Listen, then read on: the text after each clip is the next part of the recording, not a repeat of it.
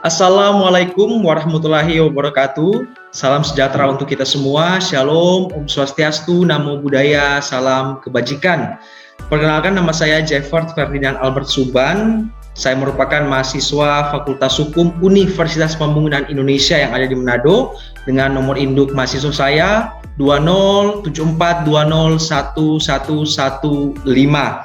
Nah, pada saat ini, pada video ini, saya akan menjelaskan terkait topik pembahasan yang mengenai hukum pajak, yaitu penggolongan jenis pajak dan sistem pemungutan pajak. Nah, untuk video ini atau presentasi ini saya buat dalam rangka pemenuhan ujian semester untuk mata kuliah hukum pajak. Untuk itu saat ini saya akan menjelaskan terkait dengan topik pembahasan yaitu penggolongan jenis pajak dan juga sistem pemungutan pajak itu sendiri.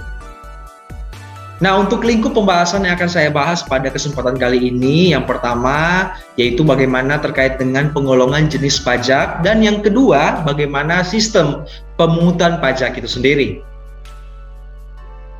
Baiklah Bapak Ibu, kita akan langsung masuk pada topik pembahasan yang pertama, yaitu terkait dengan penggolongan jenis pajak. Ada beberapa penggolongan jenis pajak, kita akan bahas satu persatu.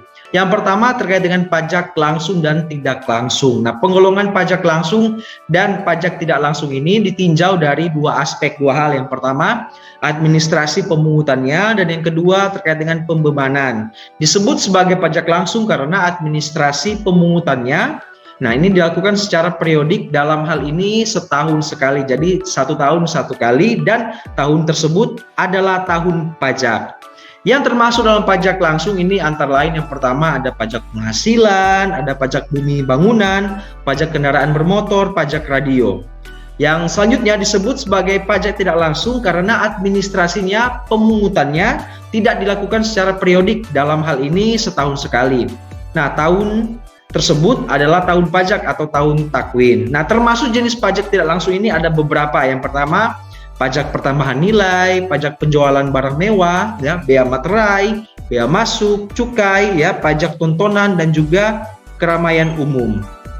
Sifat pajak langsung ini ditinjau dari pembebanan pajak adalah bahwa beban pajaknya tidak dapat dilimpahkan kepada pihak ketiga. Sebaliknya, sifat pajak tidak langsung bahwa beban pajaknya dapat dilimpahkan kepada pihak lain, dalam hal ini konsumen melalui penambahan pajak pada harga jual. Itu yang pertama terkait dengan pajak langsung dan juga pajak tidak langsung. Yang kedua yaitu pajak pusat dan daerah. Nah, timbulnya penggolongan pajak pusat dan pajak daerah adalah sebagai hasil tinjauan dari segi siapakah yang berwenang untuk memungut pajak itu sendiri. Nah, dalam hal ini yang berhak untuk memungut pajak adalah pemerintah pusat. Jenis-jenis pajak yang dimaksud digolongkan sebagai pajak pusat. Sebaliknya, jenis-jenis pajak yang pemungutannya ini merupakan hak pemerintah daerah disebut pajak daerah. Jadi tadi ada pajak pusat dan juga pajak daerah. Nah, yang dimaksud dengan pemerintah pusat yang berhak memungut pajak adalah Departemen Keuangan, yang jenis pajaknya ini terdiri dari beberapa jenis pajak. Yang pertama ada pajak penghasilan, pajak pertambahan nilai, bea materai, pajak bumi bangunan, bea perolehan hak dan atas tanah dan bangunan, cukai, bea masuk, dan juga pajak ekspor. Dalam pelaksanaan operasional pajak negara tersebut ditunjuk. Yang pertama ada Direktorat Jenderal Pajak dengan jenis pajaknya adalah pajak penghasilan, pajak pertambahan nilai, ya, bea materai, pajak bumi bangunan, dan juga bea perolehan hak atas tanah dan bangunan. Yang berikutnya yaitu Direktorat Jenderal Bea dan Cukai dengan jenis pajak yang dipungut adalah cukai dan juga bea cukai. Yang terakhir adalah Direktorat Jenderal Moneter dengan jenis pajak adalah pajak ekspor. Yang dimaksud pemerintah daerah adalah pemerintah daerah secara otonom, ya. Pengertiannya dalam hal ini secara otonom baik pada daerah tingkat 1 maupun pada daerah tingkat 2. Nah, jenis-jenis pajak yang termasuk dalam pajak daerah tingkat 1 adalah yang pertama pajak atas menangkap ikan di perairan umum di wilayahnya itu sendiri. Yang kedua, pajak sekolah yang semata-mata digunakan untuk membiayai rumah-rumah sekolah rakyat yang menjadi beban pemerintah. Yang berikutnya, option atau cukai penjualan bensin. Yang berikutnya, pajak kendaraan bermotor dan juga bea balik nama kendaraan bermotor. Nah, Bapak Ibu, berdasarkan Undang-Undang Nomor 18 Tahun 1997, jenis pajak Dati 1 meliputi pajak kendaraan bermotor, bea balik nama kendaraan bermotor, dan pajak bahan bakar kendaraan bermotor. Jenis-jenis pajak yang termasuk pajak Dati 2 sebanyak 38 jenis pajak. Tetapi bila ditinjau dari potensi masing-masing jenis pajaknya, suatu daerah dengan daerah lainnya berbeda pada urutannya seperti itu.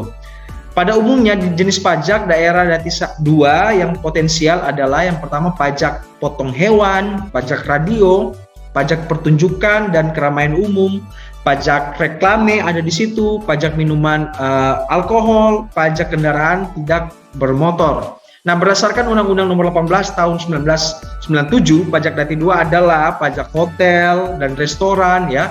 Ada pajak hiburan, ada pajak reklame, pajak penerangan jalan, pajak pengambilan dan pengolahan bahan galian golongan C, pajak pemanfaatan air bawah tanah dan air permukaan. Nah, berdasarkan Undang-Undang Nomor 22 Tahun 1999 dan Undang-Undang Nomor 25 Tahun 1999 tidak mengenal pajak Dati 1 dan juga Dati 2, melainkan pajak daerah provinsi dan juga pajak daerah kabupaten atau daerah kota. Nah, itu tadi kita sudah bahas bersama terkait dengan pajak pusat dan juga pajak daerah. Kita masuk pada yang pembahasan berikutnya, yaitu pajak subjektif dan pajak objektif. Nah, ini dia.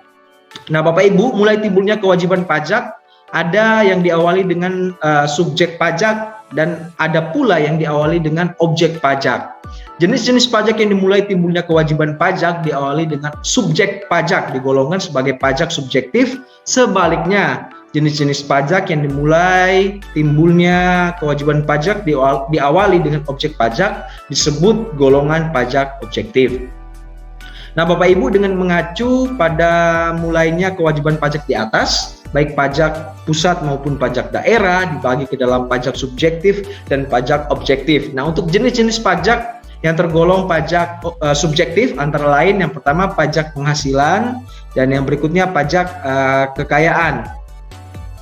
Jenis-jenis pajak tergolong pajak objektif antara lain pajak pertambahan nilai, pajak bumi bangunan, dan juga bea materai. Nah, untuk menentukan terutang pajak atau tidak terutang pajak bagi pajak subjektif ditentukan oleh ada atau tidaknya subjek pajak itu sendiri. Sedangkan objek pajak merupakan pelengkap untuk menghitung besarnya pajak terutang. Sebaliknya, bagi pajak objektif, objek pajak merupakan syarat penentu terhutang atau tidaknya suatu pemungutan pajak. Jadi seperti itu. Sedangkan subjek pajak merupakan pendukung sebagai pihak yang bertanggung jawab atas terhutangnya pajak.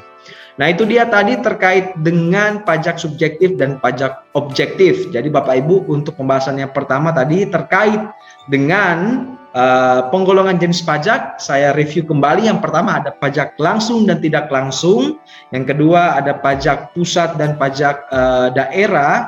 Dan yang terakhir tadi yang sudah kita bahas bersama, yaitu pajak subjektif dan juga pajak objektif. Untuk topik pembahasan berikutnya kita akan membahas terkait dengan sistem pemungutan pajak. Jadi Bapak Ibu, terdapat beberapa sistem pemungutan pajak. Ini akan saya jelaskan satu persatu. Yang pertama ada Official Assessment System. Nah, sistem ini merupakan sistem pemungutan pajak yang memberi wewenang kepada pemerintah untuk menentukan besarnya pajak yang terhutang. Pemerintah menentukan besarnya pajak yang terhutang. Ciri-ciri dari Official Assessment System, yang pertama ini adalah wewenang untuk menentukan besarnya pajak terhutang berada pada fiskus atau pemerintah itu sendiri. Yang kedua, wajib pajak bersifat pasif. Dan yang ketiga, utang pajak timbul setelah dikeluarkannya surat ketetapan pajak atau surat ketetapan pajak oleh fiskus atau pemerintah.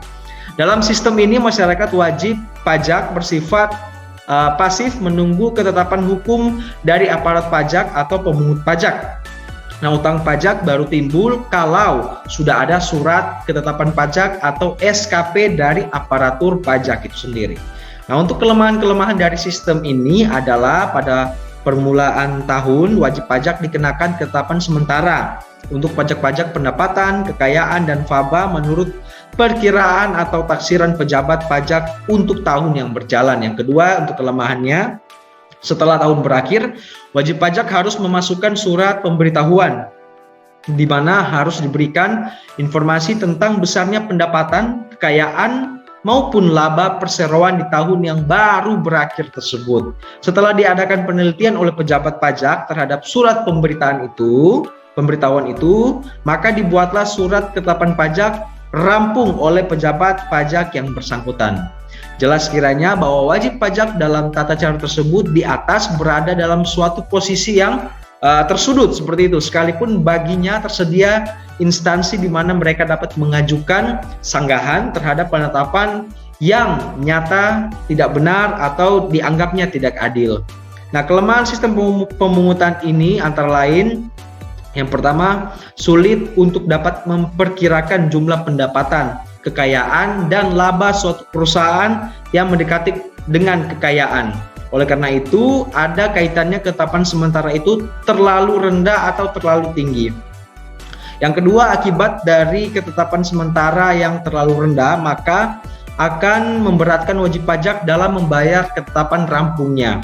Karena ketetapan rampungnya jauh lebih besar daripada ketetapan sementaranya. Sebaliknya, kalau ketetapan tersebut terlalu tinggi, maka akan memberatkan wajib pajak dalam mengangsur ketetapan sementara tersebut. Yang ketiga, angsuran bulanan atas ketetapan sementara itu sama besarnya, sehingga mungkin tidak selalu sesuai dengan tersedianya likuiditas wajib pajak. Lebih-lebih mengingat ketentuan pembayarannya yang harus dibayar pada setiap tanggal 15 dari bulan-bulan berikutnya setelah bulan di mana surat ketetapan sementara ini diberikan. Yang keempat, atas ketetapan sementara ini wajib pajak tidak dapat mengajukan keberatan, tetapi dengan syarat-syarat tertentu Fiskus atau pemerintah dapat memberikan penundaan pembayaran dari sebagian ketetapan pajak sementara tersebut. Nah, penundaan pembayaran ini dalam hal wajib pajak mengajukan bukti-bukti bahwa ketetapan pajak sementara terlalu tinggi. Pada dasarnya suatu kebijaksanaan penagihan mengandung unsur subjektif seperti itu. Yang berikutnya, yang kelima, ketetapan sementara itu merupakan pekerjaan massal karena harus diselesaikan dalam waktu yang sesingkat-singkatnya disebabkan sisa waktu dalam tahun yang berjalan harus digunakan untuk melakukan penetapan rampung. Nah, hal ini mengakibatkan pekerjaan kurang teliti, apalagi mengingat jumlah aparatur pajak yang masih kurang atau minim. Ada kalanya, ini yang berikut, ada kalanya penetapan pajak rampung harus dilakukan dengan cara kompromi yang memungkinkan adanya ekses negatif, yakni tawar-menawar. Kompromi tersebut dilakukan dalam hal wajib pajak tidak melakukan pemberitahuan yang benar. Sedangkan administrasi pajak sendiri tidak memiliki bahan-bahan yang lengkap untuk memungkinkan penetapan pajak rampung dilakukan secara tepat. Dan yang terakhir, para wajib pajak baru diwajibkan membayar pajak bila mana kepada mereka telah diberikan surat ketetapan pajak atau SKP tadi. Nah, surat ketetapan pajak itu baru dapat dikenakan bila mana wajib pajak telah terdaftar dan atau pada tata usaha kantor pajak. Akibatnya yang tidak terdaftar berarti lolos dari pembayaran pajak. Nah, itu tadi terkait dengan sistem yang pertama, yaitu Official Assessment System yang termasuk dalam beberapa sistem dalam pemungutan pajak. Yang kedua yaitu Self Assessment System. Nah, Bapak Ibu, sistem ini merupakan sistem pemungutan pajak yang memberi wewenang, kepercayaan, tanggung jawab kepada wajib pajak untuk menghitung, memperhitungkan, membayar, dan melaporkan sendiri besarnya pajak yang harus dibayar. Nah, menyadari akan kelemahan-kelemahan sistem ini, pemungutan pajak sebagaimana dikemukakan di atas, maka dipandang perlu untuk melaksanakan sistem pemungutan pajak yang lebih sempurna, ya, yang lebih efektif, yang lebih efisien, dan yang mencerminkan pula kegotong royongan nasional. Dengan sistem ini, Bapak Ibu, pada awal tahun pajak menentukan sendiri secara aktif menghitung, memperhitungkan, menyetor, dan melaporkan sendiri pajaknya. Fiskus atau pemerintah tidak ikut campur tangan dalam penentuan besarnya pajak yang terhutang kecuali wajib pajak melanggar ketentuan undang-undang perpajakan. Maka yang bersangkutan dikenakan sanksi administrasi, bunga, denda, dan kenaikan. Ini sanksi-sanksi jenis sanksi yang akan dikenakan, atau sanksi pidana sebagaimana ditentukan dalam pasal 28 dan 29 Undang-Undang KUHP. Nah, itu yang kedua terkait dengan self-assessment system. Kita langsung masuk pada yang terakhir, yaitu withholding system. Nah, sistem ini merupakan sistem pemungutan pajak yang memberi wewenang kepada pihak ketiga untuk memotong atau memungut besarnya pajak yang terutang oleh wajib pajak itu sendiri. Jadi Bapak Ibu, tadi itu saya sudah jelaskan terkait dengan beberapa sistem dalam pemungutan pajak. Saya review kembali. Yang pertama ada official assessment system, yang kedua ada self-assessment system, yang terakhir tadi sudah kita bahas bersama withholding system. Jadi ini hal-hal yang ada dalam sistem pemungutan pajak. Baik Bapak Ibu, dari hal-hal yang sudah saya jelaskan tadi, saya akan menarik sebuah kesimpulan dari yang sudah saya sampaikan, yaitu berdasarkan pembahasan yang telah kita pahami bersama tadi, maka dapat disimpulkan bahwa sesuai dengan wewenang pemungutannya, pajak digolongkan menjadi pajak negara dan juga pajak daerah. Sedangkan secara teknis, pajak dibagi menjadi dua golongan, yaitu pajak langsung dan pajak tidak langsung. Kemudian, pajak juga digolongkan menjadi pajak subjektif dan juga pajak objektif. Nah, pada dasarnya, sistem pemungutan pajak ini terdiri dari official assessment atau penetapan pajak oleh aparatur pajak, yang kedua self-assessment, yaitu pemenuhan kewajiban pajak oleh wajib pajak itu sendiri, dan juga yang ketiga withholding atau penetapan besarnya pajak dilakukan atas bantuan dari pihak ketiga.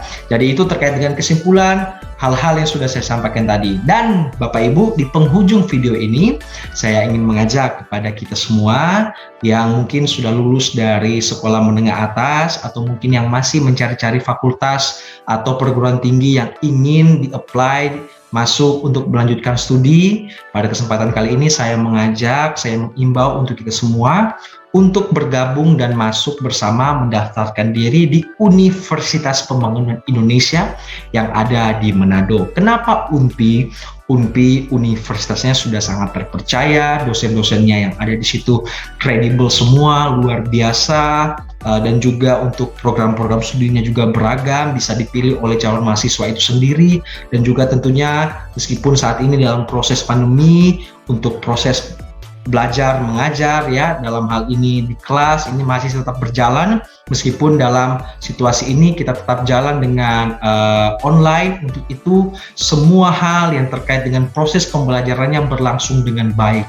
Untuk itu saya ingin mengajak kita semua untuk masuk, kalau belum tahu nih mau masuk ke perguruan tinggi mana, melanjutkan studi kemana, mari Jo masuk di UNPI, karena dengan UNPI masa depan kita akan lebih baik. Untuk itu terima kasih, saya Jeffert Ferdinand Albert Suban, mohon pamit undur diri. Terima kasih untuk menyaksikan video ini dan sampai jumpa pada video-video selanjutnya. Terima kasih. Wassalamualaikum warahmatullahi wabarakatuh dan salam sejahtera untuk kita semua. Om Santi Santi Santi Om. Terima kasih.